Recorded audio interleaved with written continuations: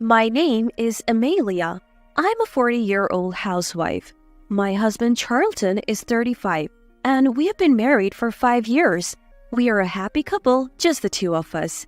I grew up with just my dad, who worked a corporate job after my mom passed away when I was young. I was always worried that if I got married, my dad would be left alone. Even when I was dating someone, I hesitated to take the plunge into marriage.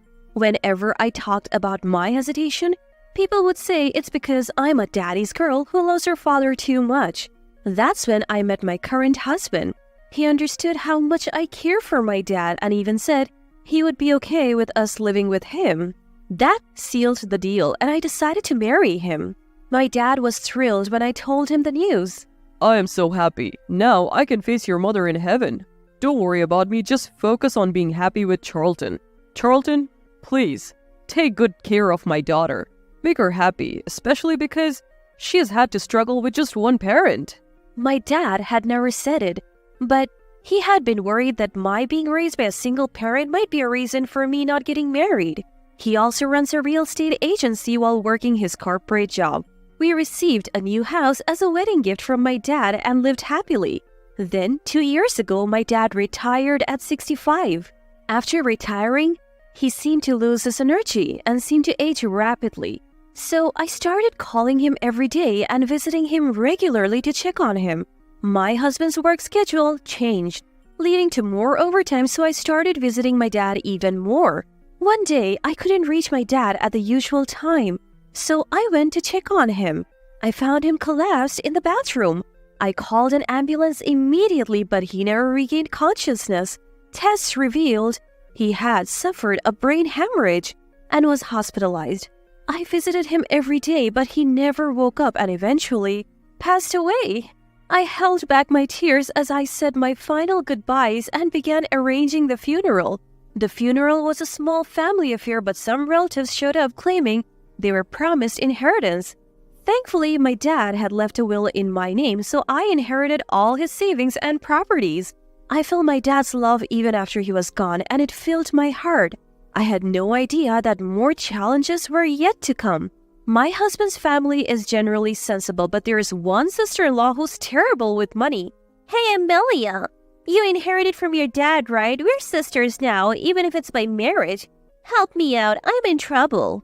She's been in debt and has been asking for money quite shamelessly. I've been turning her down, but it's getting stressful. Then one day, I received an email. It was an invitation to a class reunion. As I was pondering whether to attend the class reunion, my husband Charlton spoke up. What's got you looking so serious? There's a class reunion coming up, but I'm not really in the mood, especially after Dad passed away. Maybe it will be a good change of pace. Your dad wouldn't want you to be down all the time. You're right. Encouraged by my husband, I decided to go to the reunion. When the day arrived, I was enjoying catching up with old friends. While I was alone getting a new drink, a classmate approached me. Amelia, long time no see. Sorry? Who are you? Ouch, don't recognize me, I'm Cody. I couldn't quite remember him, but he seemed to know me. Wanna catch up? Just then, one of my old friends called out, Amelia, where's that drink? Snapping back to reality, I said, sorry, my friends are waiting, and left. My friend quickly approached me looking concerned. Are you okay? Did that guy bother you? No, we were just talking. He said his name was Cody, but who is he? He's that unreliable playboy from the baseball team. Good looking and athletic, remember? Oh, right. He looks different now, so I didn't recognize him. Be careful, he's still a playboy. And he was eyeing you. Come on, I'm married. I'm not exactly young anymore. I laughed it off then, but Cody kept trying to engage me. I managed to avoid him until the end of the first part of the reunion, but then he cornered me. Why are you avoiding me, Amelia? It hurts. Are you maybe interested in me? Don't be ridiculous. Why so defensive? Just be honest. I'm married, you know. So, plenty of married people still play around. Plus, I have always liked you. How about we go for drinks? No, thank you. If you want to drink, go to the after party. I managed to shake him off and caught a taxi home. I thought that would be the last of Cody, but more trouble was waiting for me. The next day, while I was working at the cafe, where I have a part-time job, a familiar man walked in. As I approached with a glass of water, I realized it was Cody. What are you doing here? Just a coincidence. Lucky me, running into Amelia. Don't lie. Who told you? Relax, let me place an order first. 1 blended coffee. Reluctantly, I took his order and made his coffee. Leave after you finish this. It says all limited refills during this time. I'll take my time. After Cody took his sweet time chatting and sipping 3 cups of coffee, he finally paid his bill. Just so you know, I'll be a regular here from now on, he said, ignoring the atmosphere. I couldn't exactly kick out a customer, so I found myself serving Cody every day. I tried talking to my manager, but without any real harm done, there was nothing they could do. I wanted to consult my husband, but he was swamped with work and rarely home. Then, on a day off from my part-time job, I returned from shopping to a shocking sight. Welcome back, Amelia. You're late. Cody was at my house. How did you find out where I live? Who knows? Maybe we're just fated to be together? Stop being creepy and leave. Why not ditch your workaholic husband and be with me? I'll treat you right. Cody tried to put his arm around me. A chill ran down my spine and I had had enough. I pushed him away. Days later, my sister-in-law visited while my husband was home. We need to talk, they both said, looking serious. You have been acting strange since the reunion. You're seeing another man, aren't you? What are you talking about? Don't play dumb. We have evidence. Sister-in-law flipped over the envelope she was holding. Out spilled a bunch of photos of me hanging out with a guy named Cody. Pictures from a recent reunion, some from my workplace, and even one where Cody had his arm around me in front of my house. The photos were cleverly taken to look like we were having secret meetings. If you only saw these, you would think I was cheating for sure. This is irrefutable evidence. We're getting a divorce and you owe me $50,000. Pay up all at once. My husband and sister-in-law were smirking. It was clear they were trying to frame me for cheating. I decided to play along. Fine, if you insist on a divorce, let's do it. Don't worry about the settlement or alimony. I'll handle it all properly. At my words, my husband and sister-in-law exchanged triumphant glances. But I had no intention of letting them off the hook. From here on out, I will push both of you into hell. Oh, by the way, the inheritance I got from my dad isn't part of the marital assets. What? My husband and sister-in-law were stunned. My husband was the first to come to his senses. Why not? Money earned after marriage is supposed to be split evenly. True, for money we have earned while married. But inheritance from my deceased parents isn't something we acquired together, so it's not part of the settlement. Didn't know that, did you? Too bad for you. What? How do I know all this? Cody told me everything. Turns out I had consulted the police the day Cody showed up at my house. Cody got scared after a warning from the police and spilled the beans the next day. I'm really sorry. My coworker just asked me to seduce Amelia, that's all. Cody deeply apologized and spilled everything he knew. Turns out Cody was a junior colleague of my sister-in-law at work. My sister-in-law had heard about a reunion from her husband and said, "Cody, you went to school with my sister-in-law, right? Set a honey trap for her. If my brother and his wife divorce, we'll get some money from the settlement. I'll give you a cut if it works."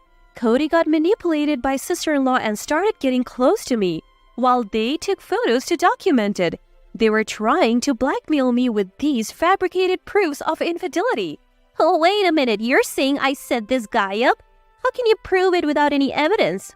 Sister-in-law denied it. I have evidence. Take a look at this. I showed them my phone screen. I had saved the text exchanges between Cody and sister-in-law and separately the text between sister-in-law and my husband. The text read, "I was so surprised to bump into you in front of the hotel." Me too. Keep my girlfriend a secret. Of course. You keep quiet about the guy I was with too. Deal. Your girlfriend is stunning. How did you meet her? She is a co-worker in my department. We met after a transfer. I'm so happy after being with her every day. You're bold, cheating so openly and not getting caught. If I say it's over time, Amelia doesn't ask more. She has been so down since her father passed. I couldn't stand it otherwise. Wow. Poor Amelia. Actually, I want to divorce Amelia and marry her. I have an idea. Let's make it look like Amelia cheated, even if she doesn't fall for the honey trap. We'll have the photos and evidence. We can get compensation and a share of the inheritance. Both my husband and sister-in-law panicked after seeing the saved text. How did you get this? Charlton, what does her mean? Sister-in-law, you're engaged and you're cheating too? You think I would cheat just because you are? Give me that phone. Delete it now. My husband tried to snatch the phone from my hand. Oops, my hand slipped. I narrowly managed to forward the screenshots of the text exchanges to someone. My husband looked at the phone screen he had just snatched from me, his face drained of color. You've got to be kidding. Dad? Hurry up, long press the image and cancel the message. Both were panicking, but in the meantime, my father-in-law had already read the message. Realizing that I had accidentally forwarded the SMS screenshots to father-in-law, my husband and sister-in-law turned pale. Soon after, my phone rang. It was father-in-law. Charlton, you messed up, so you answer it. No way. That was your idea, sis. You take responsibility. My husband and sister-in-law were pushing my phone back and forth. Finally, sister-in-law said, "You deal with it," and handed me back the phone. I answered and explained everything to father-in-law. That night, a family meeting was called at my in-laws' house. As expected, my husband and sister-in-law got an earful. You both cheated and tried to frame an innocent woman? Shame on you. We owe a lot to Amelia's father. How dare you betray that trust? My usually calm mother-in-law looked disgusted and father-in-law was furious.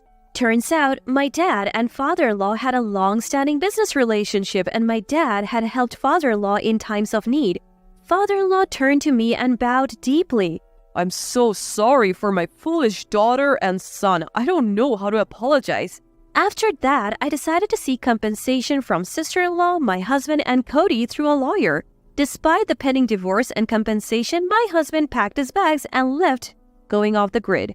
I had a private investigator look into it and found out he had run off to his mistress's house. I was dumbfounded.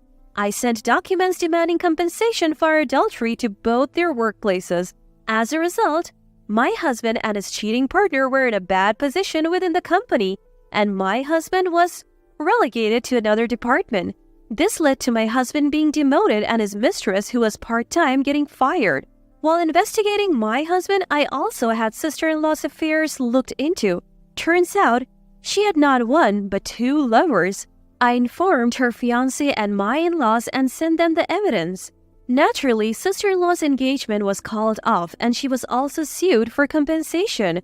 Afterwards, my husband and sister-in-law turned to their parents for help, but they refused and cut ties. They never thought their plan to frame me for cheating would backfire like this. Thanks to my lawyer, the divorce went through smoothly. While I felt relief, I also realized I was now alone, especially since my dad had passed away. I thought I would be lonely, but thanks to my supportive friends and my former in-laws, who had been incredibly kind, I'm doing surprisingly well. Every now and then, my ex-husband reaches out. His messages are either about wanting to get back together, saying things like, "You're the only one for me," or asking for loans. I ignore them and send screenshots to father-in-law each time. My ex gets scolded by father-in-law again.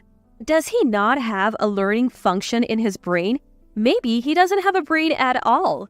Since then, Cody has stopped showing up at the cafe where I work. Now that I'm divorced and don't have to worry about anything, I have decided to work there as a full-time employee. Moving forward, I plan to manage the inheritance my dad left me while working harder than ever.